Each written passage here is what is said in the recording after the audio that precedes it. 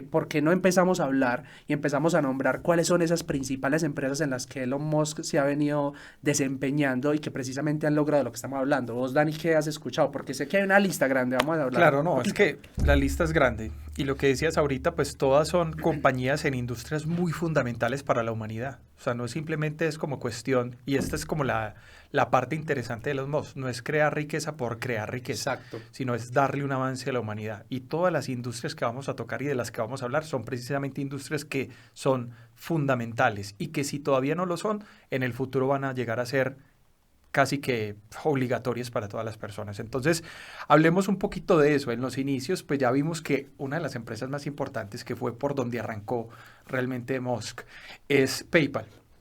PayPal pues ya estaba fundada incluso por alguien más, sino que Musk pues se dio cuenta que la industria o el tema del sector financiero como tal era súper importante y sobre todo a nivel digital, dentro de todas las visiones que tiene este señor, porque es capaz como de ver el futuro y saber qué es lo que va a ser importante. Entonces vio que PayPal era muy importante, se metieron a desarrollar un poco más, a profundizar en este sector. No voy a decir todo lo que hicieron porque pues aquí nos podríamos quedar perfectamente un capítulo hablando solamente de PayPal, pero finalmente lo que ocurrió fue que PayPal fue vendido más o menos en unos 1.500 millones de dólares, que para la época, o sea, comparado ahorita, pues por ejemplo con la compra de Twitter o de Instagram y todo eso, pues quizás no sea mucho, pero en su época era una de las ventas más gigantescas a nivel de tecnología. 1.500 millones de los cuales, pues, Elon Musk no estaba solo, era uno de los founders y pues se quedó más o menos con alrededor de 120, 130 millones de dólares que luego pudo continuar invirtiendo en la creación de más empresas, que ahí es donde entonces continuamos como con el hilo de la siguiente empresa pues que creó. Dale vos, Santi, y Ah, contanos. bueno, sí. Por ejemplo, también hablamos de... Esta no la conoce nadie, no creo. SpaceX. Uh, Es una empresa, la empresa aeroespacial de Elon, que básicamente se posicionó, es una empresa privada que hoy en día trabaja codo a codo con la NASA. O sea, es increíble que Correcto. uno le hablan de la NASA, usted dice, Ujú. no, la NASA es una cosa que está en otro nivel, o sea, nadie le llega Correcto. a los talones a la NASA y saber que una empresa logre decir, no, venga, es que yo te voy a ayudar a vos y vos vas a trabajar conmigo. O sea, impresionante. ¿De dónde salió SpaceX?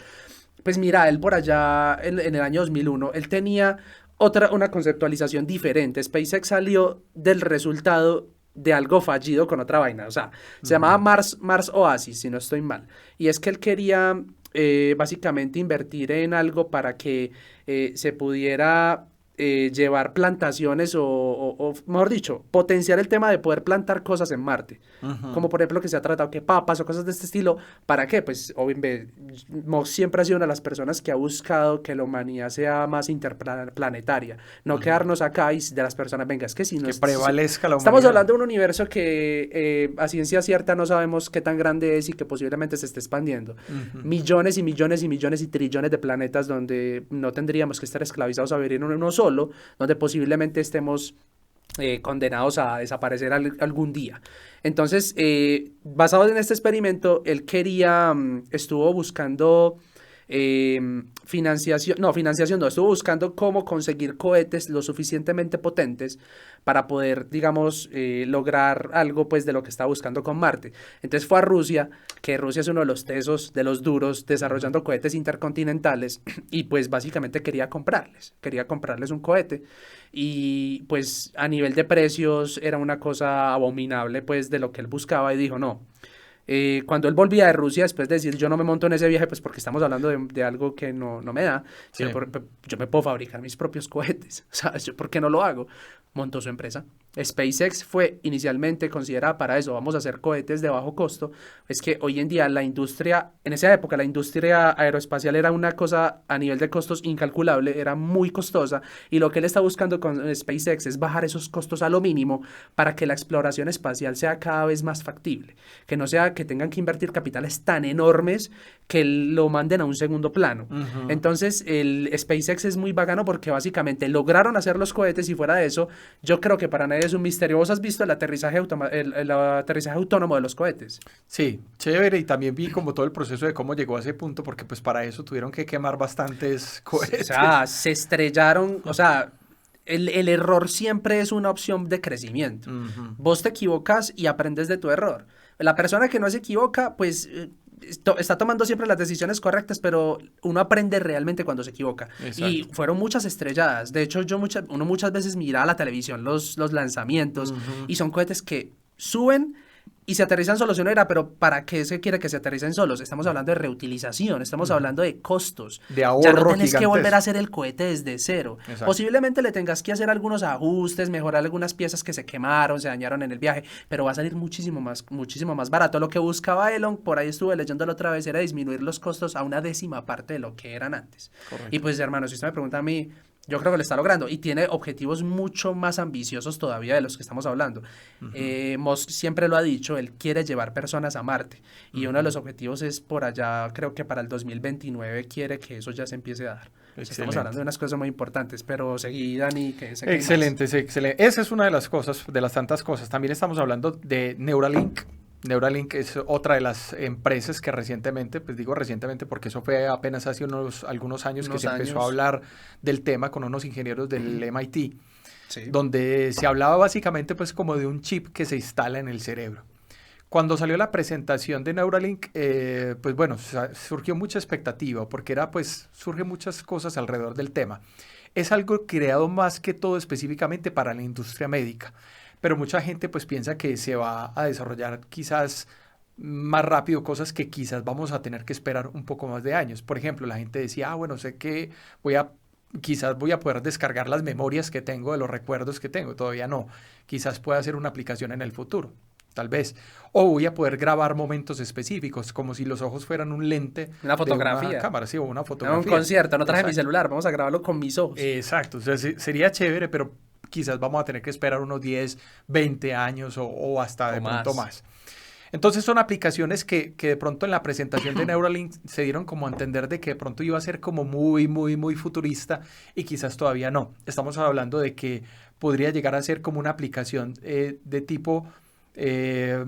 como un elemento, un chip que recibe los impulsos del cerebro para poder ejecutar ciertos tipos de comunicación, como por ejemplo dar a entender, sí, claramente imágenes de lo que se está viendo, quizás controlar algunos aparatos con el cerebro, como por ejemplo dispositivos móviles o computadoras, sí, de cualquier tipo, poder comunicar lenguaje, que es lenguaje no verbal que luego se convierte en lenguaje verbal, que realmente pues es algo muy sencillo, que es el chip de Neuralink comunicándose directamente con Google y especificándole cuál es el tipo de cosas que quiere decir la persona en su momento, que puede servir mucho en términos médicos, por ejemplo, para personas que están en coma, o incluso se ha hablado de personas que han perdido la movilidad muscular en todo el cuerpo, pero que siguen totalmente conscientes. Entonces, caso parecido al de Steve Hawking, pues. Exactamente, sí, muy similar, aunque él pues tenía su aparato, pero estamos hablando de una tecnología que evidentemente lo supera un poco más. Viste, suena muy parecido cuando vos mencionas el tema de la comunicación.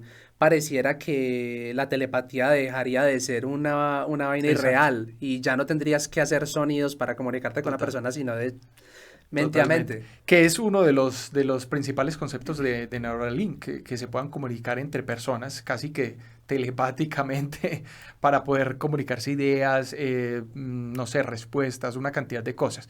Todavía estamos hablando de una tecnología que está muy en pañales. Yo creo que van a tener que pasar otros años como para que esto se asiente. O sea, no es un dispositivo que pues en este momento se pueda uno ir a una tienda, como por ejemplo la de Apple, a comprarse este dispositivo y metérselo en la cabeza. Todavía faltan algunos años. Se supone que esto tiene que ser seguro en cuanto a la instalación también. Ya se aprobaron desde 2020 las pruebas o los ensayos en humanos porque se habían hecho en simios, también en marranos. ¿Viste la prueba en el cerdo que hicieron? Sí, interesante. O sea, es que se alcanza pues como digamos, a tomar la idea principal de lo que está emitiendo un cerebro, y eso es importantísimo. O sea, son avances que ya se están teniendo. Seguramente en este momento todavía hay más por detrás, pero no lo han dicho por temas de patente, porque obviamente eso lo tienen que cuidar, y porque por ahí por detrás está toda esa línea de inteligencia artificial, que yo creo que ya es el siguiente tema que vamos a conectar con lo que vas a decir de otra de las tantas empresas que tiene Elon Musk. Sí, claro, no, está también una que no se oye mucho, la verdad, no se escucha mucho cuando uno menciona Elon Musk, y se llama OpenAI. o Open pues Artificial Intelligence. Es una empresa de investigación de inteligencia artificial y para hacerlo corto, él actualmente tienen expuestas unas funcionalidades a través de unas APIs. Para los que sean de pronto desarrolladores o estén involucrados en el mundo del software, probablemente les sea familiar. Tienen expuestas unas APIs, unas funcionalidades para que la gente las use. ¿Qué hacen? Están en este momento involucrados con unas funcionalidades de aprendizaje de máquina. Entonces, tú le puedes decir a un robot, pues a una máquina, a un computador, a un programa, una entrada de texto cualquiera y él te puede hacer escritos sobre el tema que le pongas.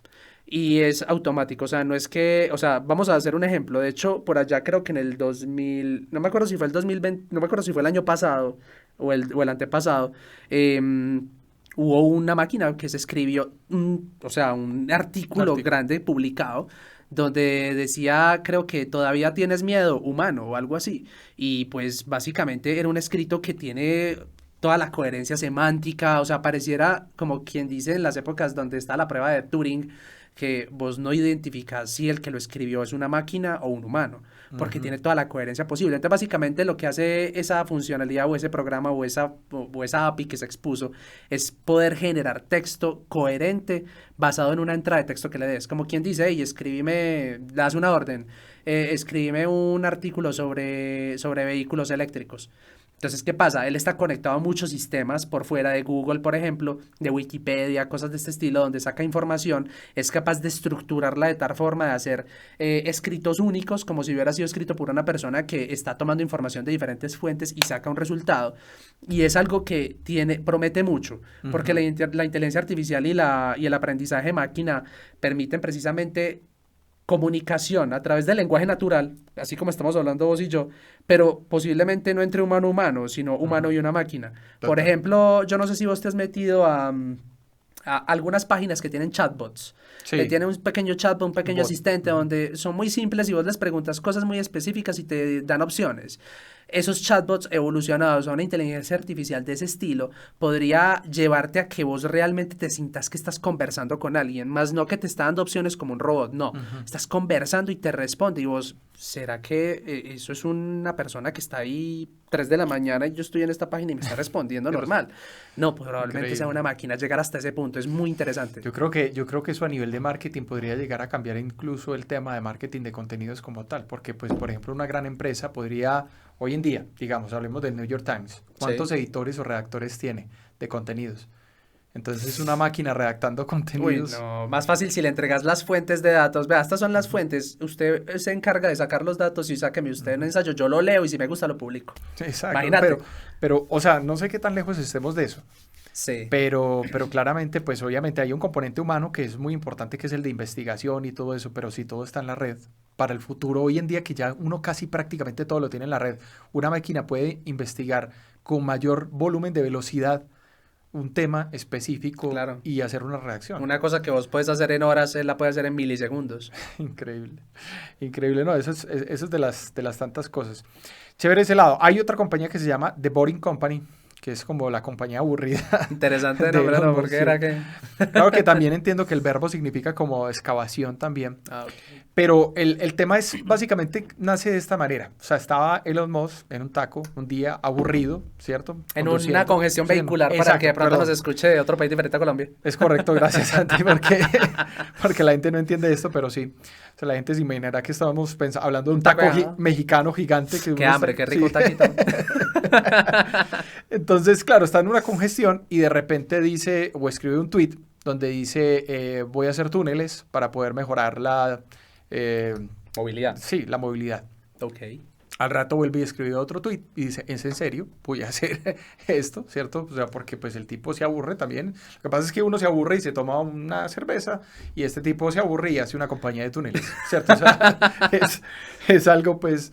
Entonces empieza a construir esta compañía y lo que hace inicialmente, que es algo que es una muestra de aprendizaje bastante grande para la gente que quiere emprender, es que se compra precisamente una máquina para creación de túneles, la desarma por completo, hace todo un estudio y siempre piensa en cómo la puede mejorar. Y básicamente, como todas las empresas que se van creando, es la misma metodología que utiliza Elon Musk. Siempre coge algo y utiliza eso para poder mirar cómo lo puede mejorar. Entonces crea una máquina mucho mejor para crear túneles y en este momento se están desarrollando túneles que pueden funcionar en el futuro como vías alternas Sí. o no solamente como vías de movilidad, sino de distribución también de producto. O sea, tenemos una compañía que es algo muy simple, pero que hoy en día, si nos ponemos a mirar, por ejemplo, en países de Latinoamérica, no tanto en Estados Unidos, que Estados Unidos tiene una geografía que es muy plana, ¿sí?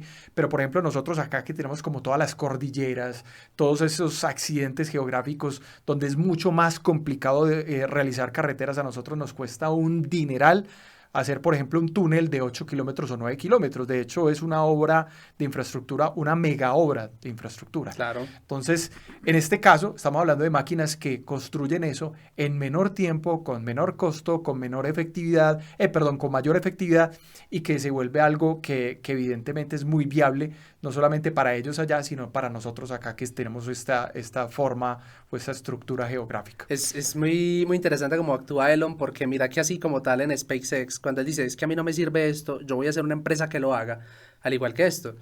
Yo estoy en un taco, como decimos nosotros, en una congestión vehicular, estoy aburrido de esto, ¿qué puedo hacer para mejorarlo? O sea, es que siempre es pensando, no necesariamente en su propio beneficio, sino que en ese caso, pues, de Boring Company, pues tal vez, pero ese mismo pensamiento que tiene lo tenemos todos nosotros cuando estamos en un taco, en una congestión. Qué pereza esto.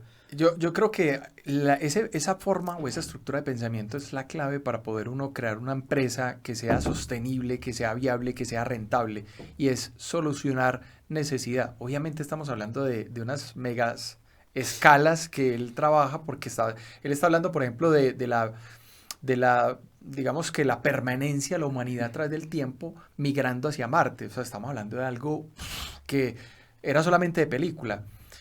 No todos los emprendedores tienen esa capacidad. Esto es una persona entre millones y Ni millones. la capacidad tampoco. Exacto. Pues, ¿sabes? Está hablando de dinero, obviamente. Exacto, también. Entonces, pero es fácil tomar esos conceptos de trabaje sobre la necesidad. Va a crear un producto o un servicio, trabaje sobre la necesidad. Ahí es donde hay una buena rentabilidad. Y sabes que ahí empatando con esta de Boring Company, empato con Hyperloop.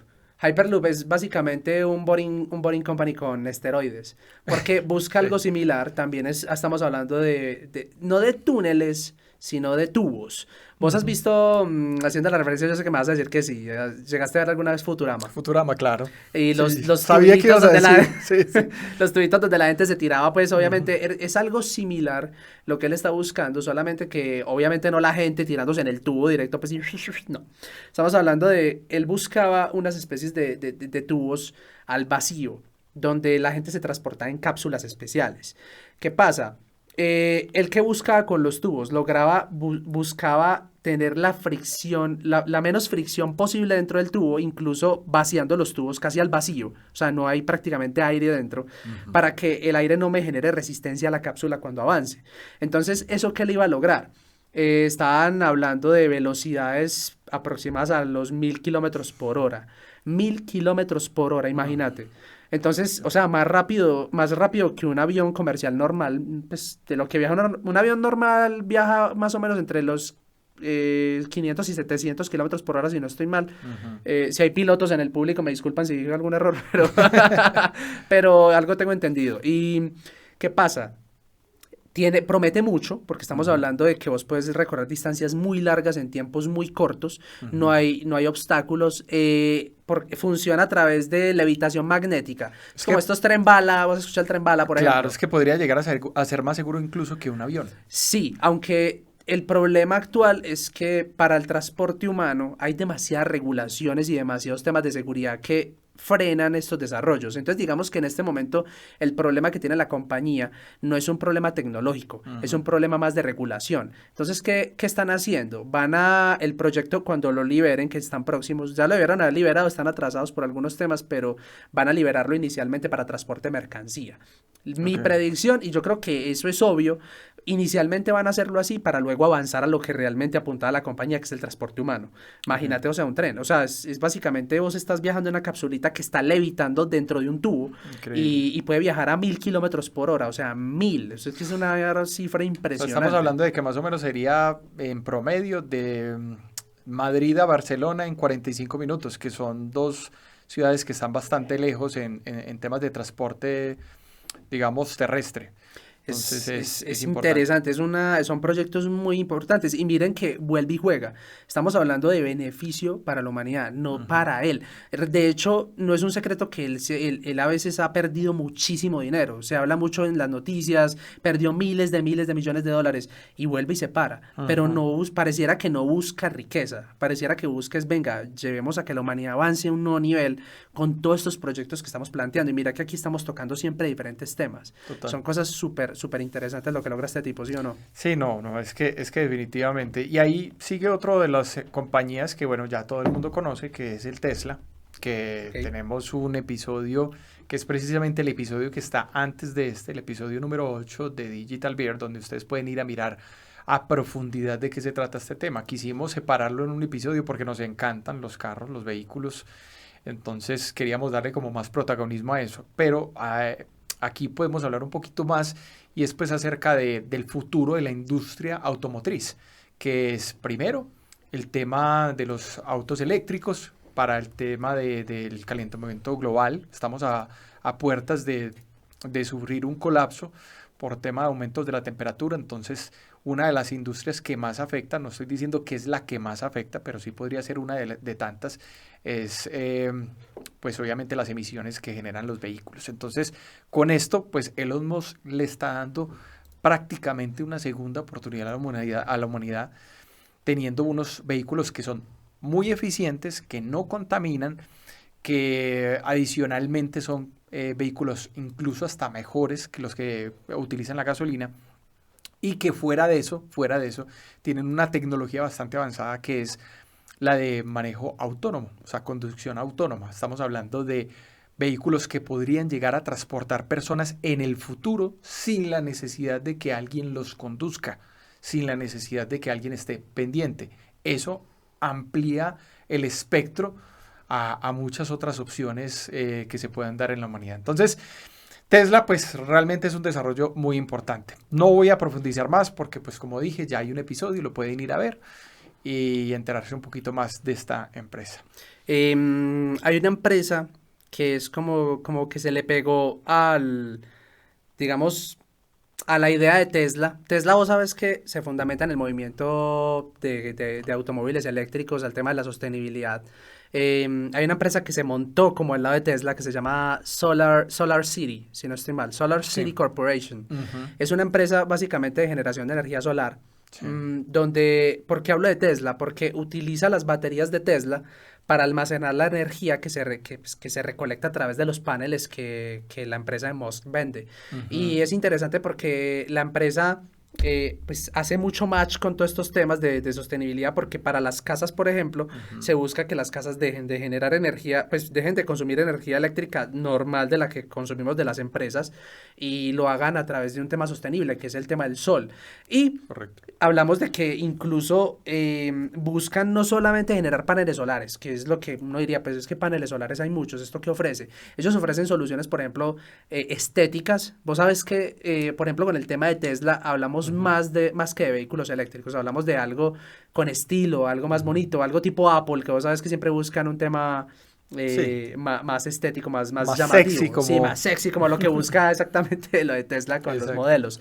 Pero con el tema de los paneles solares no es diferente, también tienen ciertos tipos de paneles específicos que son más estéticos, incluso resistentes, porque uno pensaría un panel, y si me tiran una piedra al tejado, ¿yo qué hago? Me dañan el panel y Ujú. toca pagar un platal. También tienen ciertos tipos de paneles con cierta resistencia, entonces buscan ayudar así de esta manera a empresas, a casas, incluso a vecindarios completos donde se pasen a este tipo de energía que básicamente no contamina, o bueno, no debería, bueno, digamos que fuera de lo que implica el proceso de construcción de los paneles como tal, la operación del panel, pues técnicamente no estarías afectando a nadie.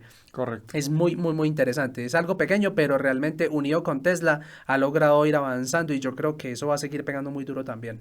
Es correcto. Bueno, y adicionalmente a esto, ya como para ir terminando en la gran escala de empresas, Que posiblemente se nos queden por fuera algunas. sí, seguramente hay inversiones que él tiene y que no estamos considerando. Y es que están dos más, lo que se llama la Musk Foundation, que es una corporación básicamente sin ánimo de lucro, donde Elon Musk se dedica como a ayudar a muchísimas personas. No sé específicamente cuáles son los fines porque entiendo que son bastante amplios y también seguramente esto estará para regulaciones de impuestos porque para nadie es un secreto que las fundaciones sin ánimo de lucro son una fuente o un método para poder evadir muchos impuestos y claramente lo tiene que hacer. O sea, si uno se pone a ver, por ejemplo, en el caso de Elon Musk, que evade impuestos, pues este señor invierte el dinero muy bien, o sea que no pasa nada.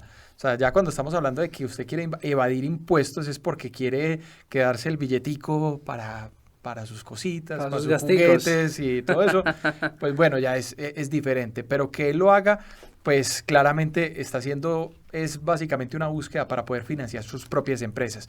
Incluso por ahí vi un método de financiación que ahorita se me olvidó mencionarlo, en The Boring Company, para poder financiar como las máquinas que generan los túneles.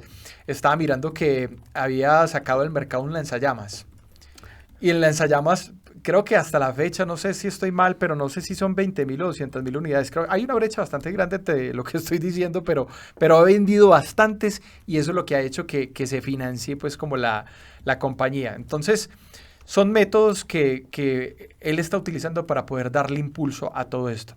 Y por último tenemos Twitter, que Twitter pues es una de las compañías de comunicación o redes sociales más importantes que hay en la actualidad, que de hecho incluso precisamente esta semana, no sé en qué momento ustedes estén viendo este contenido, pero se frenó precisamente la compra de Twitter, porque se vio que básicamente hay una gran cantidad de cuentas falsas en la red social. Entonces Elon Musk llegó y dijo como, en un momentico que esto no está como tan chévere. Sí, tan chévere como está, o sea, estas cifras están infladas. No es que la red social esté como tan no es que tenga, digamos, 1.000 millones de usuarios. Exacto, sino que... o sea, todavía le falta, entonces como que está frenado el proceso, quién sabe en qué va a parar. Para cuando ustedes vean este podcast, seguramente pues habrá pasado ya algo específicamente con eso. Entonces, Twitter se da es porque Elon Musk ve que evidentemente allá hay un problema en cuanto a la libertad de expresión en Internet. Vemos que hay países que han frenado la libertad de expresión, vemos que hay gobiernos que restringen mucho estas redes sociales y por ende pues Elon Musk quiere entrar como a meter un poco la mano y empezar a mirar cómo adecua todas estas cosas para que no haya esa limitación. Este pequeño clip hace parte de nuestro video podcast. Si quieres ver el episodio completo, haz clic en el video que aparece a tu lado izquierdo.